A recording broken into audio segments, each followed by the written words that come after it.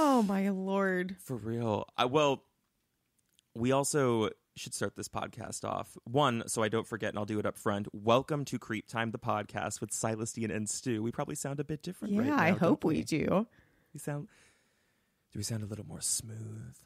A little more polished? A little more pro? A little more pro.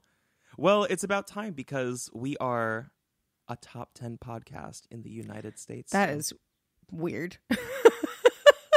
It's that deserves its own conspiracy theory so episode. many congratulation texts into it. It does. Creepers, I don't know what you did, but come on. Like, top 10 in the country, Stu. Top 10 in the country for true crime? I think we're like, hold on. I promise I'll like stop stroking my own in a second. Well, but here's the thing. More than all of this, y'all, we passed Nancy Drew. I mean, Nancy Drew. Grace. Nancy Grace.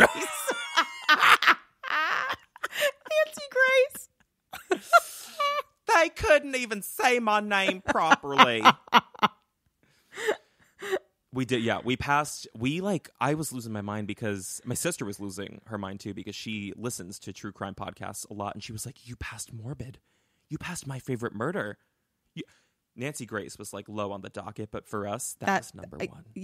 That's always all been I number needed. one. We could have been the 900th podcast in the entire world, but if Nancy Grace was 901, I would have been like, "It's a holiday, y'all. We won." I think on Spotify, among all podcasts, we are like top 50, which is even more insane. Because it's one thing, it's so difficult to cut through the noise of like how many true crime pods there are. Like we talked about that, but all podcasts on Spotify, that's insane. Creepers, what the heck? We love you.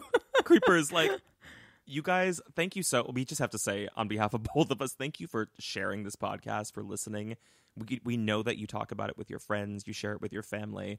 Still, I've not seen any proof that anyone has shared it directly with Nancy Grace outside of my own DMs. Yeah.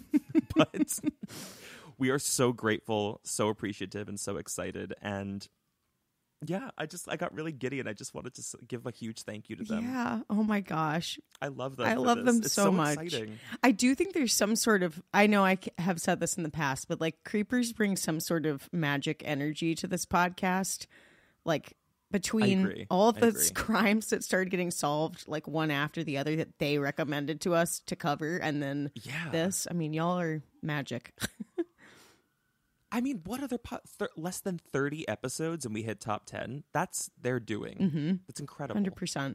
So we're very excited. And to celebrate episode 30, I wanted to bring something to the table that would be really fun. You've got that smirk on and I'm scared. Well, only because, so here's what we are doing: dark, sinister urban legends and dark behind-the-scenes stories of the Wizard of Oz. And I wanted to bring it to you because I feel that you are the same person as I am, that there is an inherent connection to the darkness of the Wizard of Oz for some unexplained reason. Yes. I don't know what that is, but I've always felt that. You felt that too? Absolutely, because the whole storyline is so wacky. And then, like, I mean, the minimal knowledge I've had growing up of, like, just knowing that things would happen on set or whatever, but I don't really know anything. But you know that there's something. It sounded eerie. like you knew the most famous urban legend. Yeah. It sounded like you knew that one about the Munchkins. Yes. Yeah. Quote unquote. Quote unquote. Well, I have some information on that, but I wanted to do some like full scope deep digging on like how did the movie come to be? Like, what was the production like? What was going on behind the scenes with the actors? And this has got to be like one of the most treacherous filmmaking experiences in Hollywood history, I would say. From everything I found, I'm like, this movie shouldn't have been made. Yeah. And it was disaster after disaster. And the other thing that I think is really eerie about it is Judy Garland being so young. Like, you forget that I mean, I can't remember how old she was, but wasn't she like 15? She was 16. She was 16. Yeah. I think when they cast her, she might have been 15. And by the time they finally started to shoot, because there were several delays, she turned 16. But it was supposed to be scoped for a role that was like a 10 or 12-year-old or something. It's supposed to be very young. But that also, I have some backstory on how she was cast too. I have a lot of juicy I'm stuff so here. excited. I feel like you're gonna lose your mind. So before I jump into it, I just wanted to like ask your personal experience. When did you first watch The Wizard of Oz? How young were you? Do you remember? Oh gosh. I mean, I want to say I was really young, like 5 or 6. And then I did a community theater production of The Wizard of Oz, and I was Dorothy. Were you Dorothy? I was Dorothy. Oh my God. But it was so funny because it was one of those community theater productions where we didn't actually have the rights to The Wizard of Oz, so it was called like the like Wiz of Oznosian or something like that. And all the songs I couldn't sing Somewhere Over the Rainbow. I sang something called What? There was like a totally different song, and like Toto was like a stuffed animal that I had on like a rope. Like it was so bootleg. Jeez, I also did a production of The Wizard of Oz. I think I might have been a little bit older. I played the Scarecrow. Incredible. And my mic popped off my ear and fell into my stomach. No. So during the entirety of my number, you just heard like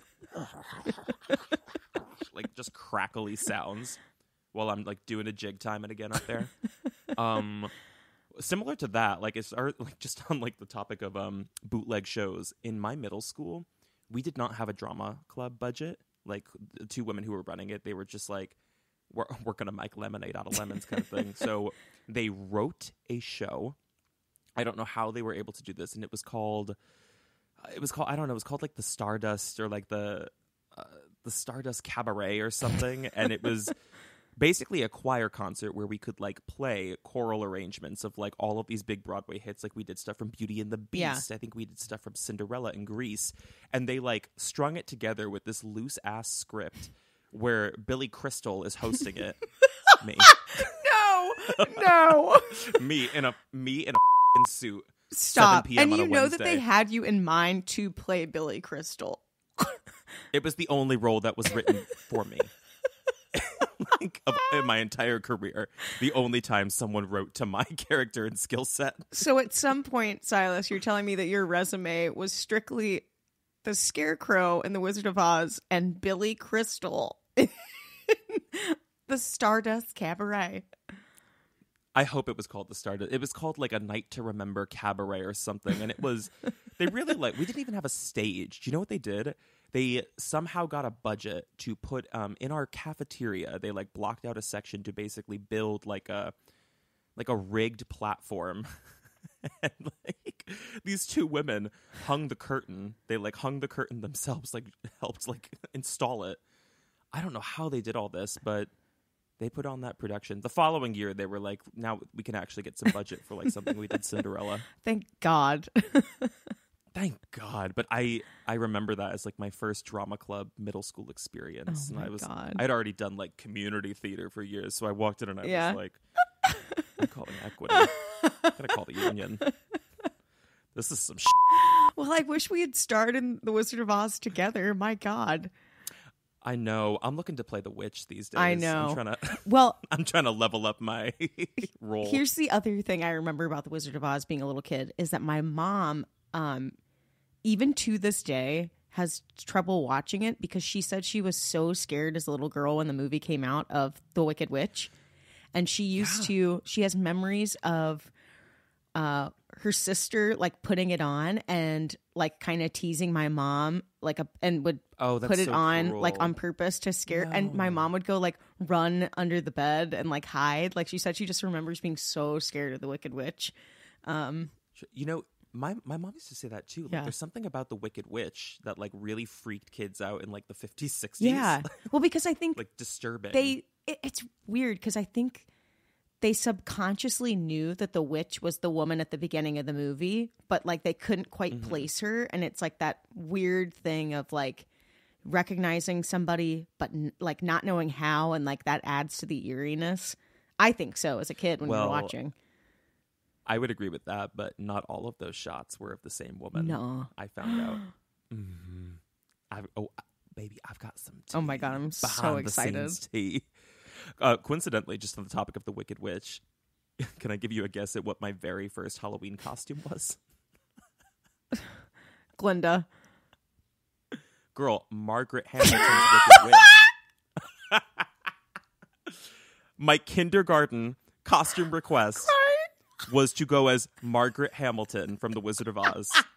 And I was granted this privilege at the age of 5 or 6. And there are pictures somewhere, complete with a full green face, a prosthetic nose and chin, a witch's hat, and my gown. I was doing full drag. Wait, I thought you literally were going as like Margaret Hamilton, like off camera, like just the actual actor. Who are you? I'm Margaret Hamilton in the final callbacks for The Wicked Witch in the 1939 production of The Wizard of Oz. Oh my God, I'm actually sobbing. Oh, that's so good. I think my costumes like tapered down after that, but I like really came out the gate swinging with that one. I think I had a full wig too. Oh my what was your God. very first Halloween costume? Do you Well, know? you know, it's Was it so something funny that cute? you just mentioned that. I do remember going as Dorothy, like as a really little kid, and my mom. This was so cute. Shout out to my mom, because I was so shy, and she put me in a little Dorothy costume, and she cut out of paper like a poster board, what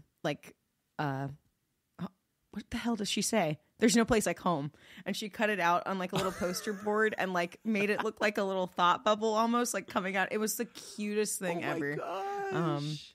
That's Yeah. so So I do have like a love for the character of Dorothy. Like I think she's a great little character.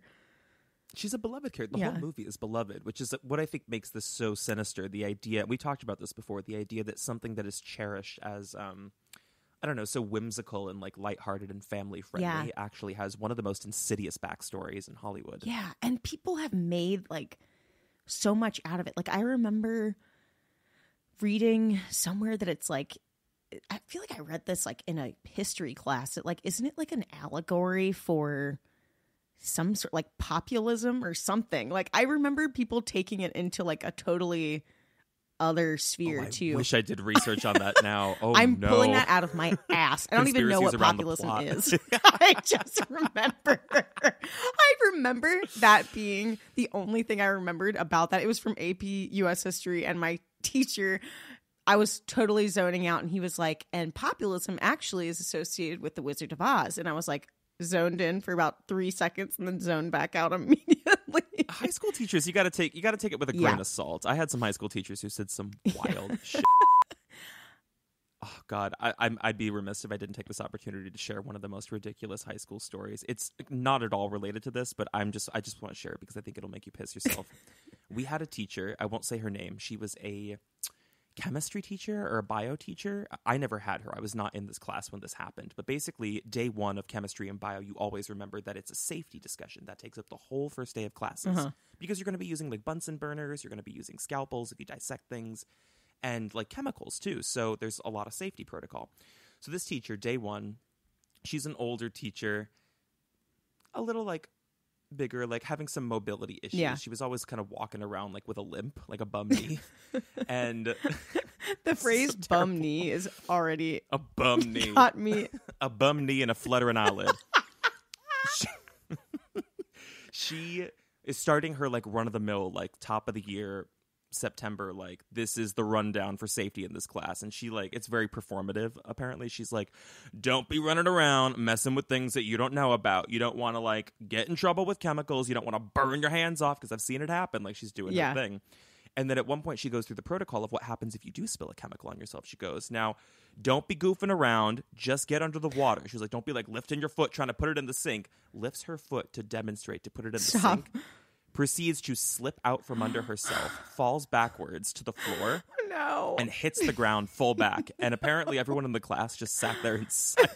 Full back to the ground. And she just, I think she knocked herself out. Oh my God. She just laid there in silence until, everybody said it was like a couple of minutes till somebody was like, are you okay?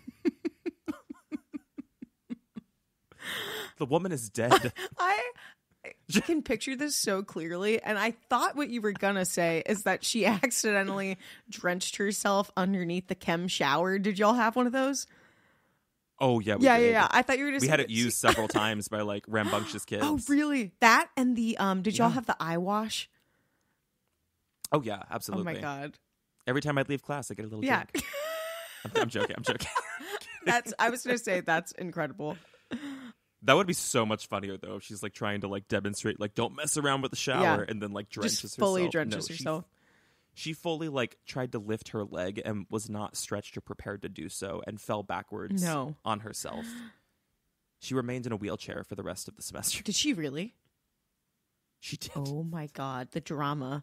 She recovered fine. She recovered 100%, but it was just such a camp moment to like scold a class about like not goofing off and safety procedures, and in the process of doing so, she inflicted her own injury. Yeah. Oh my Lord. Well, I'll get us back on track because I derailed us with that story. Unless you have a high school story you'd like to share. No, that's I love. I do not, have one. All I'll say is it also involved a male teacher with mobility issues who was a real ass. So one time he fully missed his roller chair and just hit the ground on his ass that's me hard. As hell. I've done that. And all of us, and he was like he was a ex-professor from Duke. So like coming to my school, he was like ready to like show us what it really meant to study English lit. And like he was so pretentious, and to watch him fall was just like a very needed moment because we were like right in that final push before the AP exams, and he was just being so intense for no reason. And that's all. The stress of that too. Yeah, I think that was karma. That was karma in play there. Karma, baby. I'm sure we'll do another episode where we'll do a full hour of just high school stories because horror stories. Every single one of them is a horror story because it starts in a high school. True crime. But I could sit here for hours and talk about it, but I will get us on track with the insidious stories of the Wizard of Oz. I'm so ready. Now, let's first start with the backstory of how the movie came to be, because I wasn't super brushed up on this. I knew like the timing of when the movie came out, but I wasn't too sure about why the movie was even made. So the backstory of the Wizard of Oz. Now, concepts and production around the Wizard of Oz, they started in the late 1930s following the adaptation of Snow White, which I didn't know, which was the children's story that got made into the animation. This was like an unreal studio success at the time. They hadn't done a lot of this, like adapting a famous children's story. And it made something like $418 million. Oh my God. For back then, that would have been insane. I wasn't sure. I could never tell from the reporting if this was like, is this the inflated amount? So the budget that was listed was $1.5 million, which was actually like on the higher side at the time. So because this figure was butt up against like the non-inflated budget, I don't think this is inflated. I think it made $418 million. That's so at nuts. the time. That's like pivotal. Yeah. I mean, that could completely shift an entire studio. So that success led MGM to the option to take the beloved story of The Wizard of Oz, which was a book before it was a movie, and make it into a full-fledged motion picture through the studio. This would be large-scale, high-cost, high-budget, feature premium studio talent for a box office draw, unsurprisingly at the time, which included Shirley Temple. We all know this. Did you not know that? No. Oh, no, she was supposed to be Dorothy. What? I had no idea. Wait, when you said that, I thought you meant to say Judy Garland, and I was like, wait, Were you about to correct me? I was like, wait. So I was waiting to see if there was more. For the record, I would never mess up research. I know. That's why I was like, crickets. I had no idea. Yeah, well, she was the original because she was the biggest child star box office draw at the time. So they were like, if we're going to spend this kind of money on like what's to be a children's movie, we need the biggest child star in Hollywood. Right. So she was the original concept, and she was like also like right for it, like age wise, because Dorothy is a little girl. She's not supposed to be like, she wasn't supposed to be Judy Garland's age. So they were already stretching it, but Shirley Temple was what they wanted. Do you remember the Shirley Temple infomercial? Oh my God. I was just thinking about it as cursed. You were. It's cursed. Yeah, it's cursed. Because it always came on at like fever dream hour. 100%. Right? It came on at like 3 or 4 a.m. and it would go on for like endless amounts, an hour plus. What was the all I can picture is the scene where she's doing the tap dance on the stairs. And then she's the not Love Boat. Is it Lollipop something that she sings? Am I conflating the Lollipop Guild and crackers in my soup, bubblegum wrappers, loop-de-loop. Oh my god, so creepy. Hell. That's my version of hell. That is hell. I'm not joking. Well, I was always when I would stay at my grandma's, like sleepover on like a babysitting night or something, I was like, you're away from home, so you leave the TV on all night to like keep you comforted. And like after like the late night, like George Lopez would go off, Shirley Temple's Infomercial would pop on. They're like, America's sweetheart that has entertained families for decades. And it's those wretched songs. Yeah. And it was sinister. That was my only understanding is sinister. Of Shirley Temple. Well, okay, so she was supposed to be the Dorothy. So what happened was they had the script. It went through like countless revisions and resubmissions across a host of writers because there was this concern. This was the problem the studio was facing. They were like, we have this proven track record with Snow White that did phenomenally well, that like they want to see a children's book shifted into a live action or into a motion picture.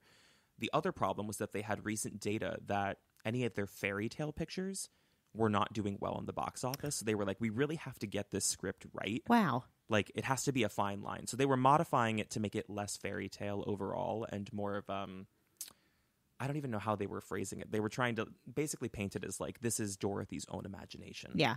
Right? This is Dorothy's world, and bring it to life and make it feel as real as possible. So they finally complete the final draft on October 8th, 1938, following all the rewrites, and the production is finally ready. They're like, we can get a composer, we can cast, and we can get things underway. Now, during the casting of the movie, Shirley Temple is the ideal box office draw. Like, she's young, she's the right age for Dorothy, but she's not an MGM girl. So this is where like the old studio system gets really interesting, because Shirley Temple was contracted over at Fox Studios, and Fox was not going to let their biggest box office draw get loaned out to MGM, because a lot of these studios would do that. Mm-hmm. They would kind of like trade stars as if you're trading a football player. Isn't that so interesting? It's so weird. I was just thinking to myself, like, the whole idea that you would sign a contract with a major studio and just like you're kind of at their disposal for like scripts and stuff. Like, I mean, it's kind of, I guess, an actor's dream nowadays. You're like a rep actor. Yeah. Yeah. Well, I tried to compare it. I was like, is there anything that's comparable to that in modern day? And the closest thing I could think of was Disney Channel. That is kind of how Disney Channel operates, right? Like, if you're a Disney kid, like, you are used as like a rep actor, and they pump you through like TV shows, Disney Channel original movies, music, and like whatever in between promo project they're doing. Yeah. They probably operate on a similar way. I'm sure there's just much more protection now with the union. Yeah, totally. But that's how it worked. They would basically trade stars, but Shirley Temple was not going to be traded from Fox to MGM for what was to be MGM's like biggest budget children's movie to date.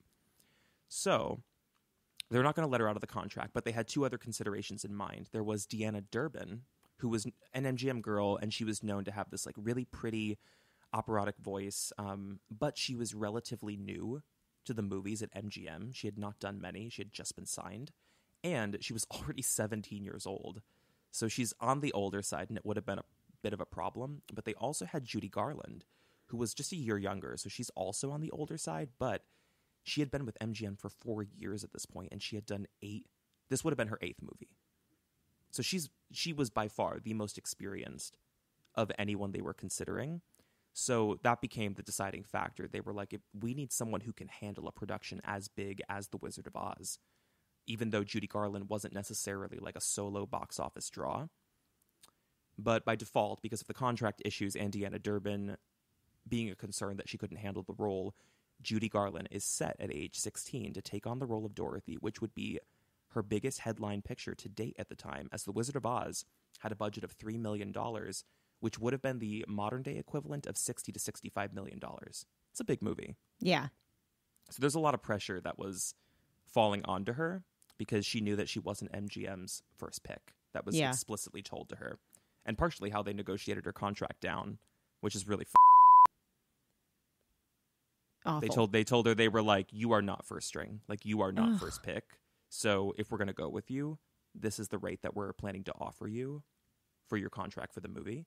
And to have already worked on 8 pictures before that and be treated like that just would suck. This would have been her 8th. And I mean, that was kind of like the Millhouse, though. Like, you're constantly like doing 2 or 3 movies a year in the studio circuit. And her movies had done well, but none of them, I think most movies through MGM at the time were being put on for like $500,000 at most, budget-wise.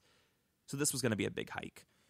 But MGM immediately had immense pressure because this was going to be the largest adaptation to make Judy Garland fit the mold that the studio had envisioned for who Dorothy would be.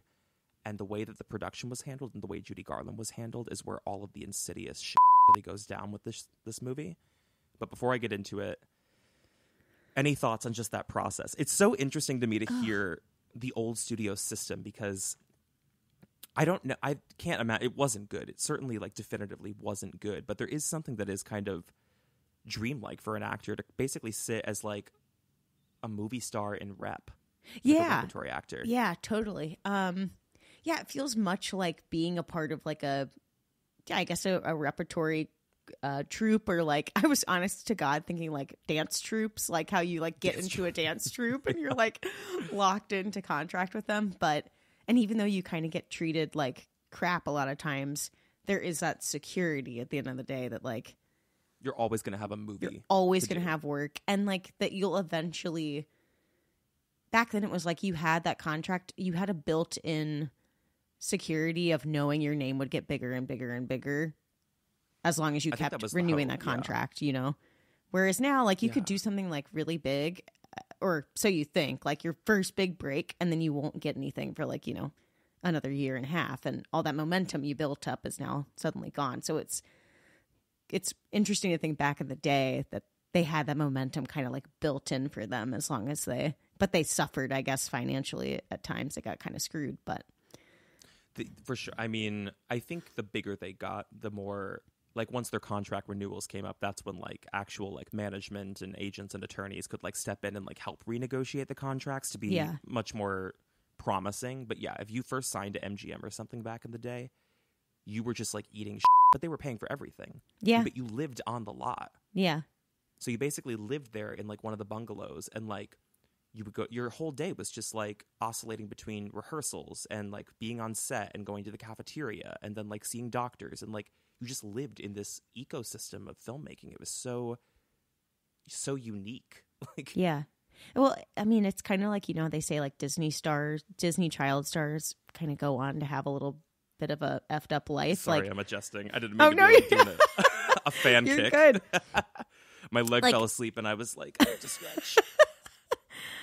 Do that fan kick. That's, I feel like like they always say like Disney Channel stars, like child stars always have this potential to really have some like mental health issues down the line. And I feel like even back then, star, I think honestly, I don't trust any kid star, stars. but anybody that's like locked in not only to a contract, to a campus, sort of like that, like that's your whole identity, your whole world, and like it's a very controlled environment. Like, yeah. Well, and you've got these adults that are handling you, that are basically telling you like you're not our first pick. Like, imagine being a kid and just being constantly told by the adults that like feed you pretty much, because these studio execs, they were handling them almost like caregivers, and then like also like prodding at you. What they did to Judy Garland through this process gets a lot darker, like how they really preyed upon her, because again, because she was not the first pick and because Shirley Temple was the ideal image, Judy Garland did not fit the mold they were anticipating. So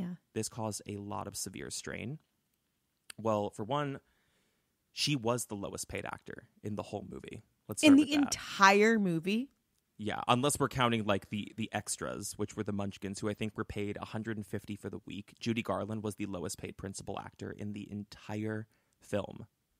Auntie That's M, so crazy, raking it in. Of course, raking it in. Well, she deserves it. Her 2 lines. Are you kidding me? Dorothy. Dorothy. A chicken could have done that. But again, that was part of what MGM like used to negotiate. They were like, we're willing to like put you in this big motion picture, but we're going to pay you the least amount. And then they knew she had the experience to do this because, like I said, she'd been filming MGM movies since she was 13. They knew she was talented. She got great voice. So they approached it more as like a savvy financial decision that could save them money, assuming that they could just tap their resources to mold her into what they wanted to, which was this Shirley Temple type and effectively a 10-year-old girl. Judy was immediately put into rehearsals, and she was placed on an extreme diet in the months leading up to filming some of the principal photography. And like I said, because you do live on a campus while you're at these studios, the chefs at MGM were told to swap her meals for soups, coffees, and cigarettes. Oh my God. I know. MGM studio doctors prescribed her appetite suppressants and pep pills to ensure that her energy would not go down during rehearsals while she lost the weight. She was put through rigorous rounds of screen tests at the time as well to ensure that she would look the way they wanted. This included full binding of her chest to make her look younger. She was fitted with numerous blonde wigs, as they found that audiences were tending to prefer blonde leads over brunettes. Her teeth were fit with custom caps, and she had nose discs placed into her nose to slim it and turn it upwards. You're joking. No. You can imagine what kind of impact this would have on the psyche of a 16-year-old girl. Oh my God. In the 30s. Like, the lifelong trauma. The diet thing, like, doesn't surprise me. I mean, it's wretched, but doesn't surprise me.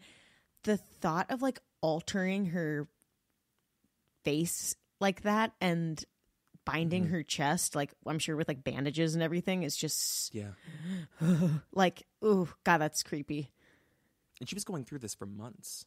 I mean, it was months of them constantly, like, getting her in front of a screen test. There's lots of pictures and old videos you can find from these screen tests, too. It's really interesting. With her in the blonde wig, which was supposed to be... They even started shooting in the blonde wig and eventually had to go back and reshoot it because they swapped a lot of things out last minute. But, yeah, it was just, like, constant pressure where they would get her in front of a camera and they're like, no, it's not right. It's not right. She doesn't look right. She's not thin enough. Or, like, we have to change the wig, or the hair doesn't look right on her face shape. Like, constant pressure like this, which I think was just, while on medication, I think was just adding to, like, her having a psychological breakdown as a 16-year-old kid. So Judy's peril in reaching the Dorothy that they wanted was only a sliver of the chaos that was going on behind the scenes here. Meanwhile, the first of 4 directors on the movie who would ultimately handle the project, it was underway, right? So they have some early test footage. They've got makeup for the other characters they're looking at, and I think the first director is Norman Terag. He was the original director, but after doing the Technicolor tests, he was reassigned within MGM for an unknown reason, and they bring in Richard Thorpe onto the production to fill his seat. So then we start production. We get 9 days into filming some of the early photography of Dorothy. They've got her meeting the Scarecrow, maybe a few scenes with the Tin Man, and some scenes at the Witch's Castle. Their original Tin Man, Buddy Ebsen, suffers an extreme allergic reaction while on set to the aluminum makeup on his skin and is hospitalized in severe condition. Oh my God. Like, right out the gate, bad shit going down on this production. It's a cursed set. So production completely halts. Ebsen remains in the hospital and is eventually released from the film because MGM is like, we cannot slow production on this. Like, we have a release schedule. And we have to go back and do reshoots now because none of that footage is usable. So we have to fire him and get a new Tin Man. So the studio, now already somewhat behind schedule, they start panicking. So Jack Haley is brought in to replace the Tin Man in a new makeup technique that would ensure his skin would be somewhat protected.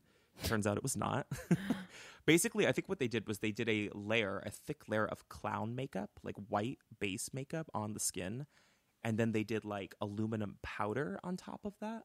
Okay. That was the new makeup technique because they were like, we can't take a risk of somebody else having another reaction to this makeup.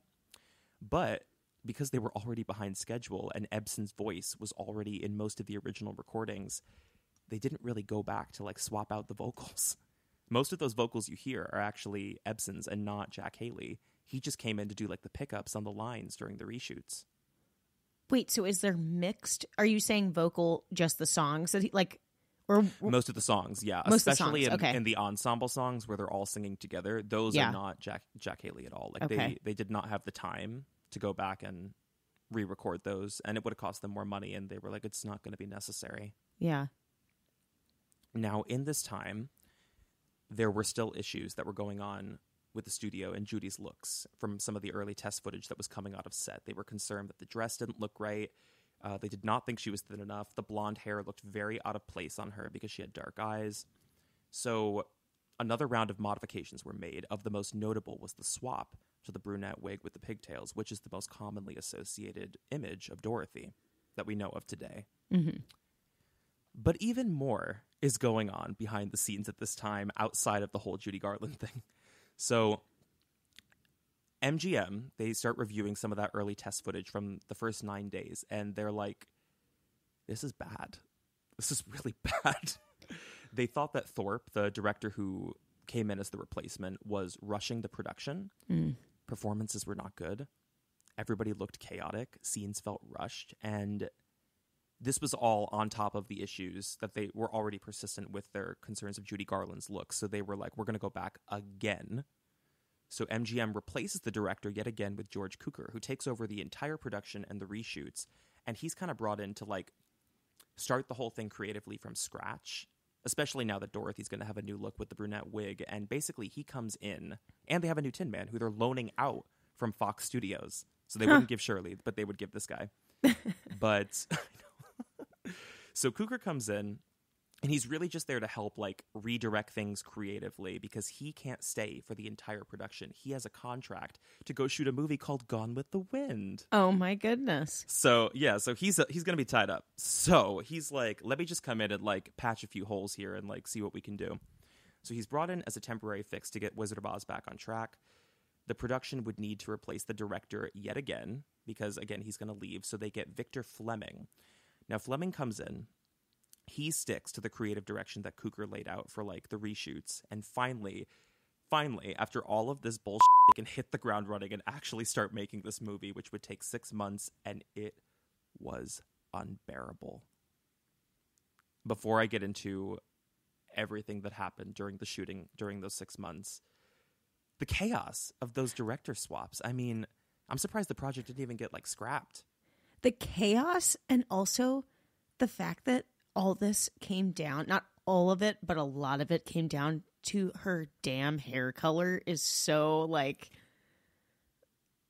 it's so odd. It's so telling think, of like, the what time. Was precious to them. Yeah. What was precious to the studio, I guess. I don't know. I mean, I guess these do draw in so much money that you can like waste time over what most people would consider like silly decisions like that, like whether she's a blonde or brunette. Yeah. I can't imagine Dorothy blonde. It would seem so odd. It would seem so odd, but like, I mean, at a certain point, you have to, like, are you going to sacrifice the quality of the entire production just so you can get the damn wig you want or the damn hair color you want? Like, wouldn't you rather the performances be of quality than, I think people will get past the wig. They won't get past it if the performances are bad. People will get past the wig. They'll get past a damn wig, okay? Well, part of the wig decision, actually, part of that was MGM, but it was more so actually George Cukor, the guy who came on to like redirect the creative direction. So because they were going to go back and do reshoots anyway, he was the one who brought it up, and he was like, she doesn't look right as a blonde. He was like, it's not very her. Audiences aren't used to seeing her as a blonde. He's like, I just don't think that's the right direction for this character, because it was a very glamorous blonde wig. Several glamorous blonde wigs they had her in. It was like very long, very big, golden, and it was like not at all like farm girl. So they're like, we need to go back and revisit this one. So that's all put to bed. Shooting can finally begin for a 6-month period. Now, for one, this was a Technicolor movie. We know that. I was always told it was the first movie in color. I think that's historically not true. And since we're a history podcast now, we've got to be accurate with these things. Fact checked.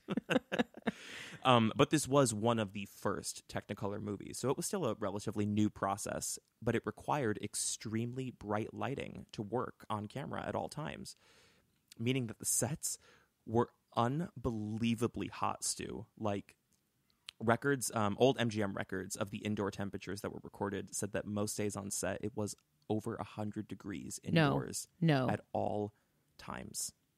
They filmed every day, 4 a.m. to 7 p.m. minimum, mostly doing overtime shoots, 6 days a week for 6 months in these conditions, in those wigs, in that makeup, in those costumes. That is hell. Hell. This is worse God. than a summer stock. I know. Jesus. I would go to Monomoy any day over this. Let's see. How would they keep the makeup on? It was just a lot of like touch-ups just between powder. takes. Oh God. But yeah, a lot of powder, Gross. a lot of like setting, and like, I mean, they blew a lot of film on this movie because they would have to do a lot of takes because of issues like that. Like a bead of sweat comes down, but it was all worth it if they wanted to have this huge spectacle of a big Technicolor movie. Yeah. I do have some interesting facts about like some like camera trickery they used in the Technicolor, which I'll get into later, but it's pretty cool like how some of it works. Mm-hmm. But what was actually happening during the shoot process that made this so damning? So everything and anything, I was like, take a sip, baby, because we're about to get into some shit. Oh, I'm ready. Anything and everything goes wrong during this.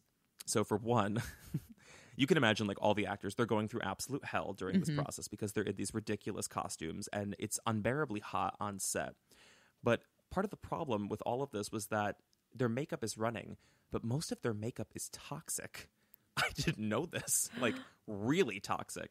So for one, they have the Tin Man from Fox Studios, Jack Haley. So he, even though they had a new technique for his aluminum makeup, it still causes an infection. He gets a severe eye infection throughout the filming, which I think he has to take like several days, if not weeks off at a certain point, and they have to like reschedule things. Margaret Hamilton, our Wicked Witch, she could not eat while in her makeup during the entire filming process because the green makeup was copper based, and if it was accidentally ingested, like at her lips, it was lethal. So for the entirety of her shooting, like for whenever she's in those scenes across those 6 months, 4 a.m. to 7 p.m., she has to go without food. This is actual torture. It's like horrible. We're like, oh, how nice it must be to be like a rep actor at a studio. And meanwhile, this is full on slavery. This is actually triggering. Yeah. Yeah. And on top of that, like they couldn't get the damn dog to cooperate.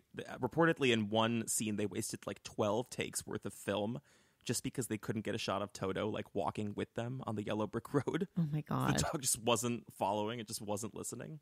This is when they're like skipping away from Munchkin Land. Yeah. But of the most notable, and the first of actually many on-set catastrophes that I wanted to talk about, we have Margaret Hamilton, who again played our Wicked Witch, and what happened to her. I think this was very early on in her filming. Do you know anything about this accident? I don't. Maybe not. It's not very commonly known, this one. Is it about the bike? No, there was something with the bike, but that's oh my God. Okay, Hamilton. okay. So, which is crazy. So this is Hamilton's exit from Munchkin Land. If you remember the scene when they're first in Munchkin Land at the beginning of the movie. Yeah. And she goes, "I'll get you, my pretty," and your little dog too. And then she kind of cackles and like goes into like an orange cloud of smoke, right? Yes. Like a fire cloud. Now, the way that this worked, it was a concealed elevator that was installed to the lower half below the stage level as fire and smoke would erupt to kind of dramatize and conceal the exit. The first take they did of this, it went super well. They were like, wow, we kind of got it. So like, let's do another one for safety. The burst of fire came too soon. So the flames set her on fire on her green copper-based makeup, causing third-degree burns on her hands, face, and her arms. She's rushed to the hospital in that costume, in that makeup, and she would reportedly she had to recover for 3 months in the hospital because she was effectively burned alive on the set. Oh my God. I've never heard that in my life.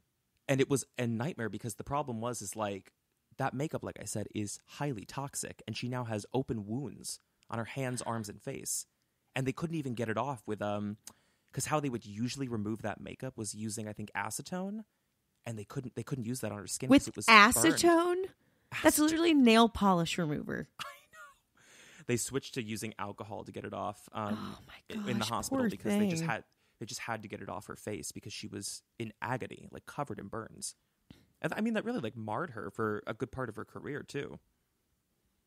Now, of the dark nature that was going on with that whole business, there's also the handling of Judy Garland while on set. And mind you, she's not only on set for this movie 6 days a week, she's also balancing it with school. So they have her with a tutor for a good part of the day. And then when she's not with the tutor, she's back on set, like under these lights.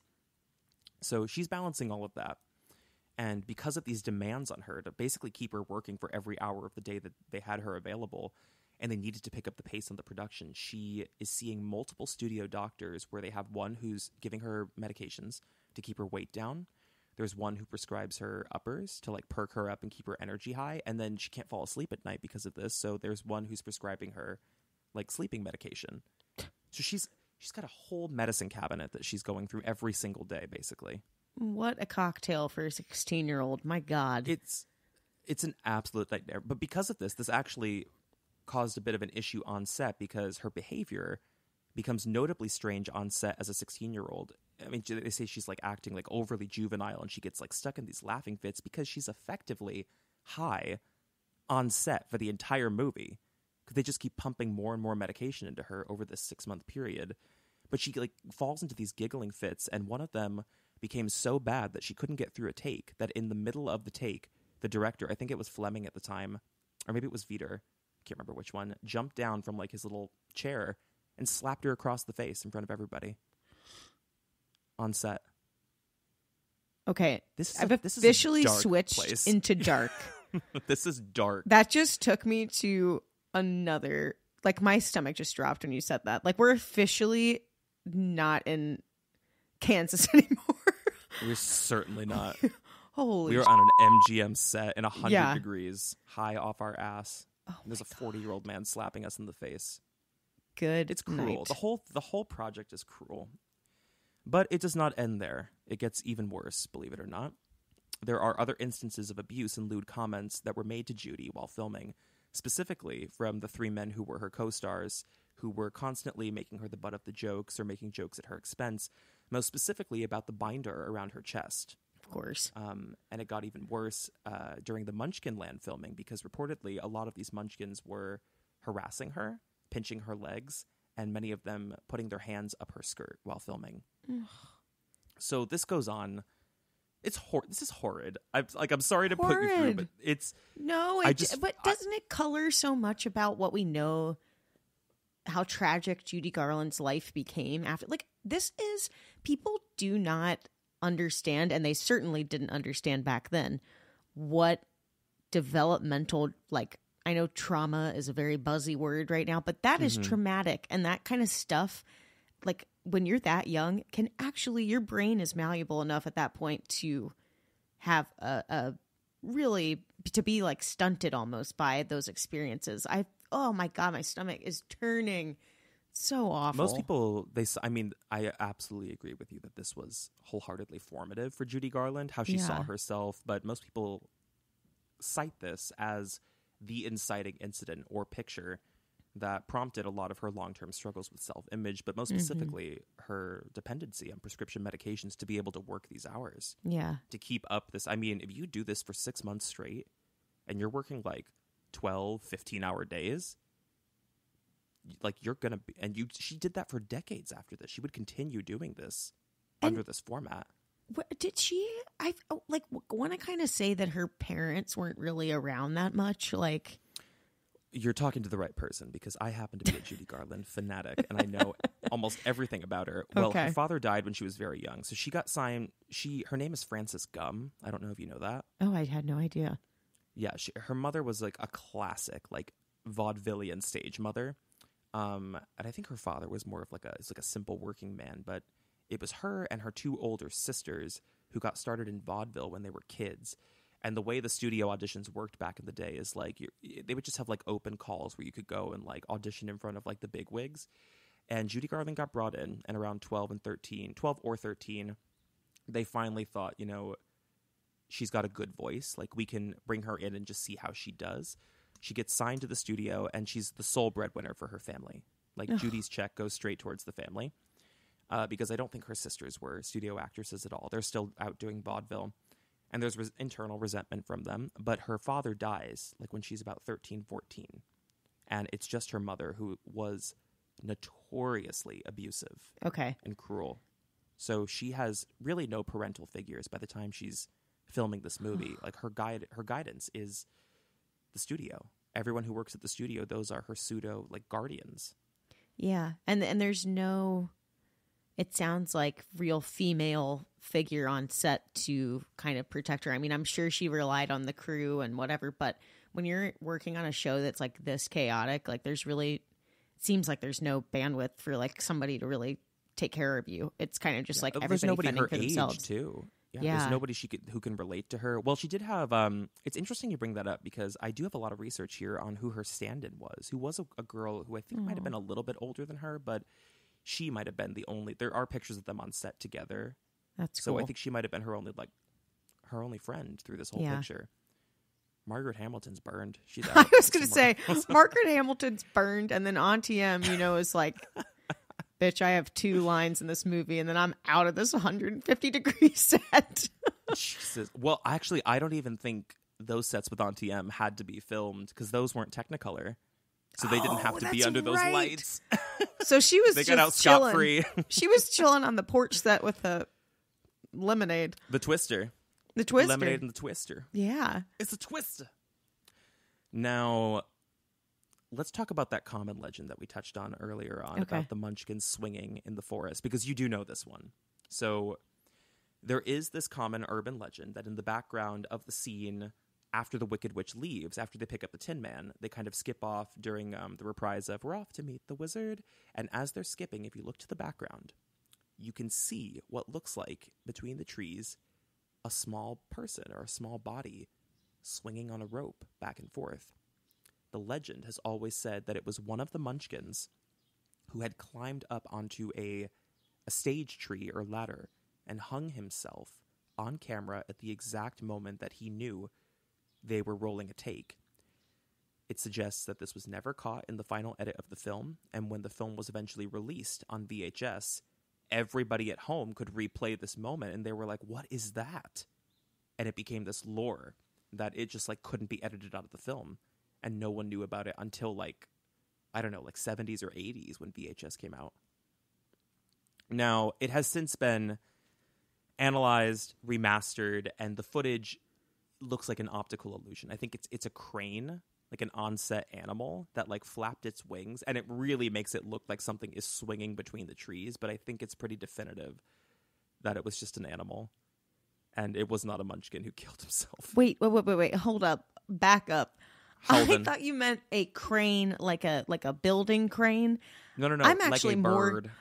Well, I have a problem with those. So now I'm actually more terrified. I don't know if the creepers know that you have like bird phobia. That's my one big phobia. Creepers, birds, always has been since I was. Shouldn't have mentioned it. Now we're opening up That is a damn the possibility bird that I'm seeing wingspan in that moment. Yeah. Goodbye. I can never really watch look that back again. And like you look at like a zoomed version. I know this is like almost as sinister as someone hanging themselves. But yeah, it's a bird just flapping its wings. But it really did look. I mean, I got told that from my cousin when I was a kid that was an actor that hung themselves, and I thought it was so morbid and terrifying to think that was like caught and preserved on film. That might have been one of like my earliest like, I don't know, sinister like story experiences. Well, and now, if you were somebody that knew about the backstory of like the set being as rough to work on as it was, like it's entirely plausible too that somebody was so overworked. This production is already so seedy. Like, of course, like something sinister like that could happen. Goodbye. I cannot believe that is a bird. I'm not going to recover. I'm going to have to send you like a zoomed in clip later so you can take a look and really I won't see sleep tonight. What's going on there. Yeah. Now let's see what else happened here. Additional dark legends of the set. Well, this isn't a legend. This is confirmed. So during the famous Poppy scene where it snows, that is asbestos that was used on set. They used asbestos as snow for the props of snow. Like they knew that was asbestos? Yeah, I don't think anybody knew how horrible and damaging it was to your body or lungs, but yeah. They're fully laying in like beds of asbestos during filming. Speaking of like the Shirley Temple infomercial, what the hell was the asbestos commercial that used to come on all the time? That's also a fever dream. Yes. I have no It's like idea. if you or someone you know has mesothelioma. Mesothelioma. That's what I'm thinking of. With an exclamation point at the end. The way you said that. Mesothelioma. Yes. Bingo. Oh, God. Jesus.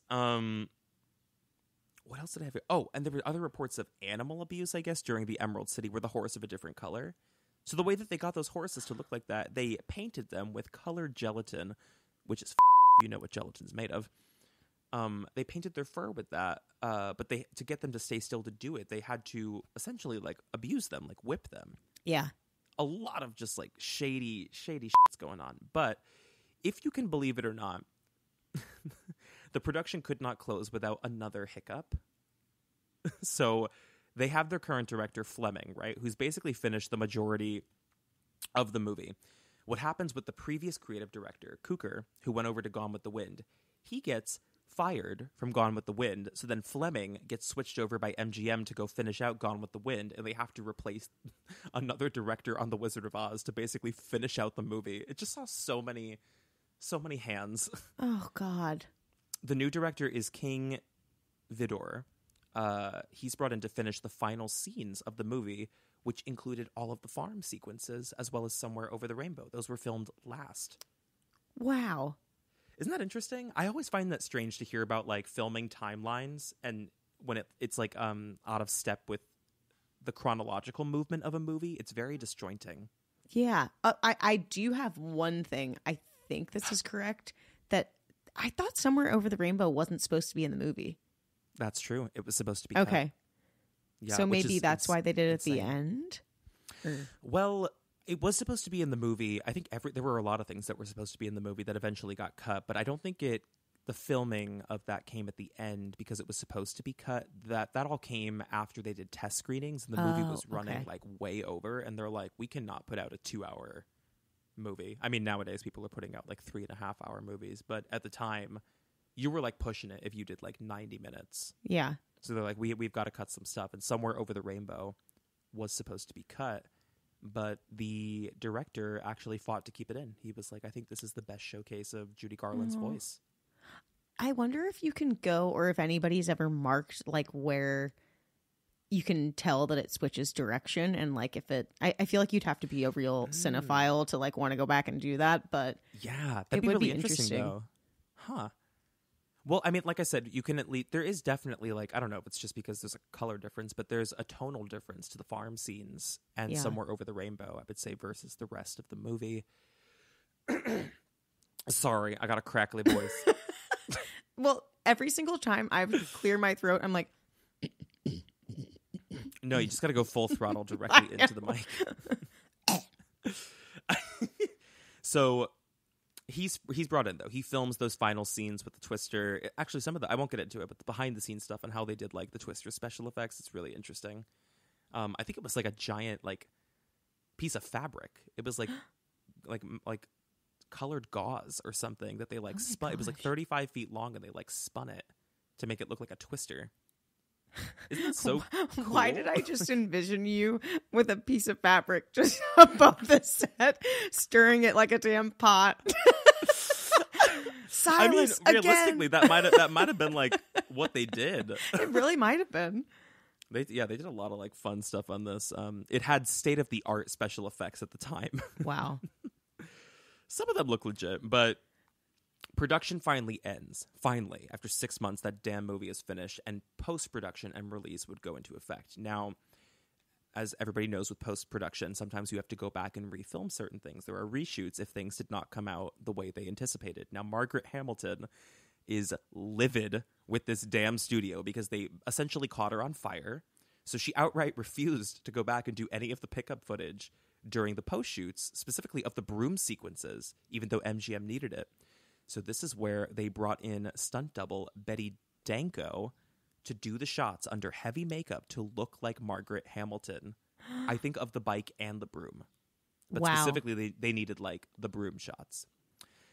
It turns out Margaret was very right not to go back and trust them because a malfunction would take place with the smoke machine attached to the broom which resulted in a severe injury for Betty that left her unable to work. This is a cursed movie. Oh my God. And the actors are just getting like annihilated. Literally maimed. If SAG was around back then, SAG would be all over this. All over it. Well, then came the issue of how do you do the transition from like sepia. Is I say sepia? Sepia, yeah. Yeah, sepia, to the full like colorful world of Oz and Munchkinland. So this posed a bit of like a budget concern for them, because the way that they would do this, if you remember the transition scene, the house goes through the twister and lands. And then Dorothy goes to open the door, and it's still in that like sepia tone. She opens it, and it's pure color. To do this transition, they would basically have to do a hand-tinted, frame-by-frame stencil overlay. And they were like, we don't have the time. We don't have the money. So they did something really interesting. This is actually one of the cooler facts about The Wizard of Oz. They filmed that scene of Dorothy going to the door from behind. It's actually not Judy Garland. It's her stunt double, Bobby Cochet, who was a stand-in for Judy throughout the entire filming. They put her in a sepia-toned version of the dress, and they painted the set to be sepia-toned and put like a soft brown light over it. That shot, the entire shot, is in color. It just gives the illusion of the transition. Oh, that's brilliant. That is really Isn't cool. That so interesting? Yeah. It's weird to think. I was like, that's not Judy Garland. Wow. I wonder where the sepia toned dress is, if anybody ever preserved it. Because I know that they preserved much stuff off the set. I've seen the dress. I've seen the dress, Judy Garland's dress in person, and it was shot. This is how you. I know that I'm like a fiend for this stuff. I was at Planet Hollywood, I think, in Disney. I was 14, and I asked to get up from the table so I could go look at it for a prolonged period of time, because they also had the shoes, I think, too. Oh my gosh. It's something about seeing. I'm a sucker for seeing movie memorabilia, because I truly I believe it has like energy to it. I swear to God, I do. I do too. Oh my God, what did I see from Hocus Pocus that literally knocked me on my ass? I think it was the statue that Winnie turns into at the end, when she goes, "Oh my God, stop!" Mo! And then she freezes to the statue. I went up. I grabbed right onto that hand. I held it.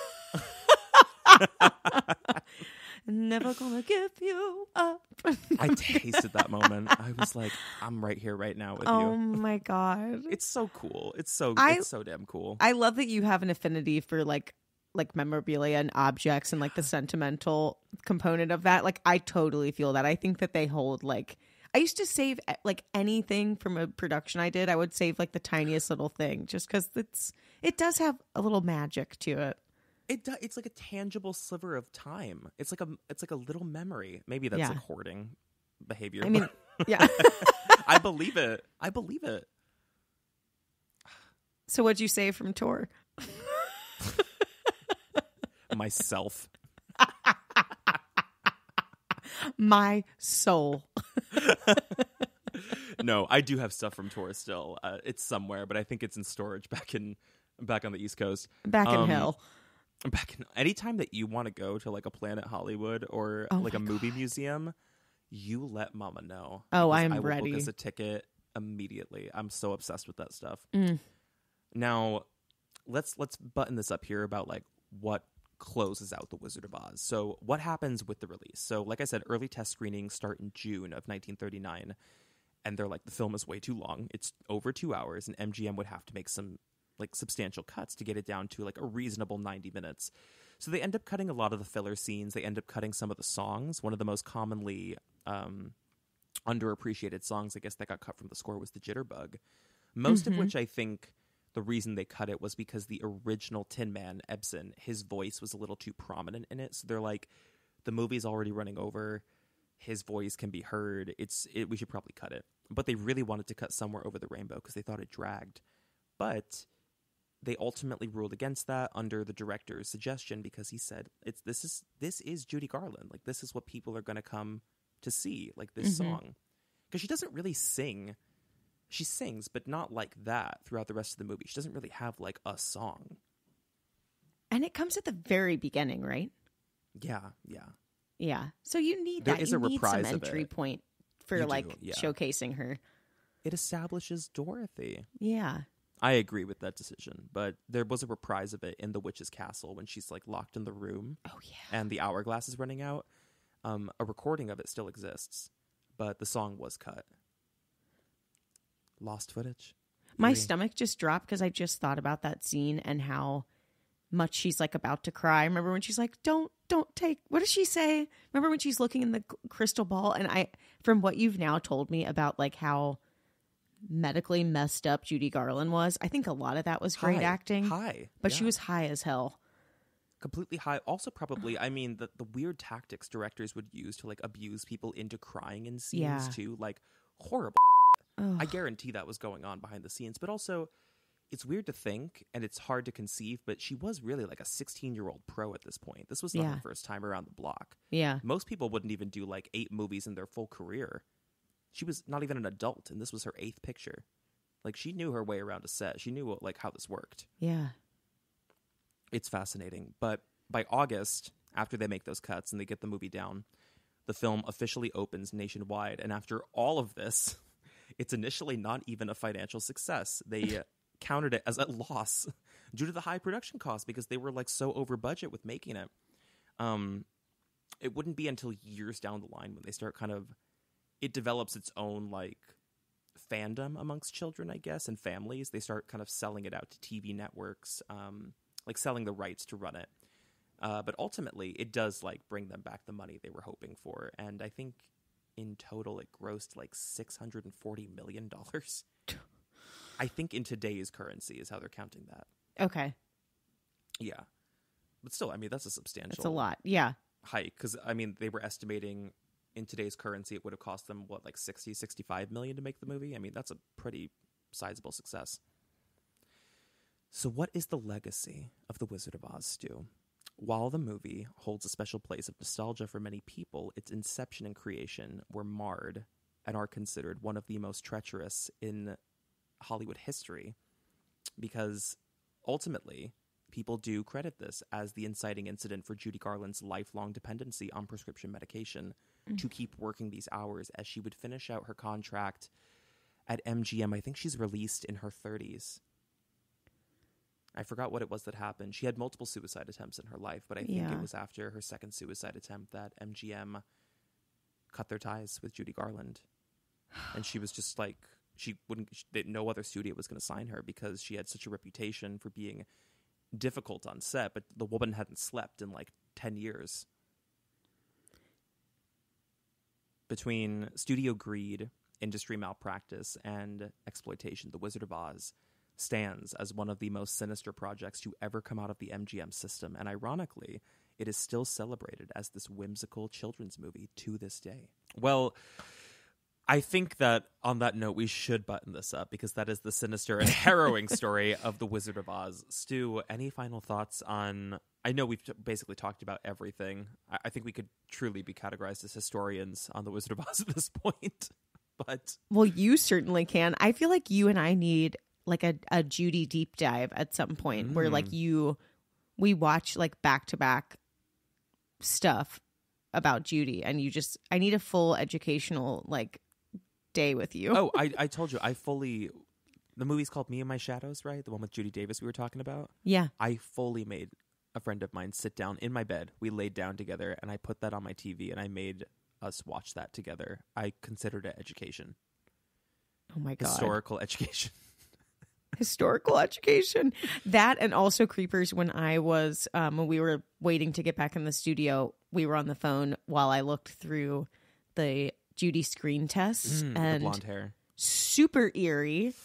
And like with the blonde hair does not, I can see why they were like, no, this isn't working. It just doesn't look right for Farm Girl. It just doesn't make sense. No.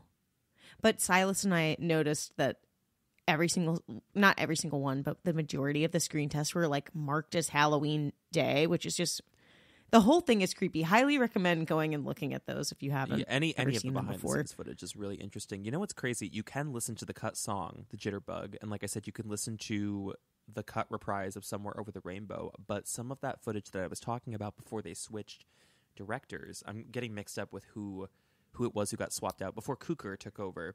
The first 9 days of footage that was shot where MGM was like, this is not good, that exists. Like, those 9 days of footage, the raw footage exists, and Judy is on set in that blonde wig. I've got to find that. I'll find it for you, baby, because I probably have it bookmarked. Well, thank you. You do not have it bookmarked.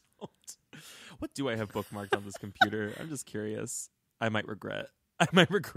I was like, I would not do that. Well, hold on. I'm curious now, so let me just see. Yeah, never mind.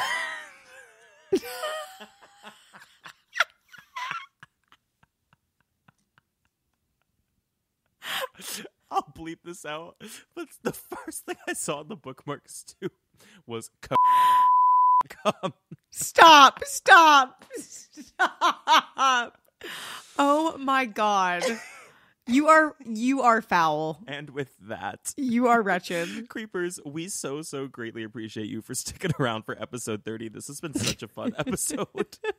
So fun. Oh my God. We're excited to do another one next Friday.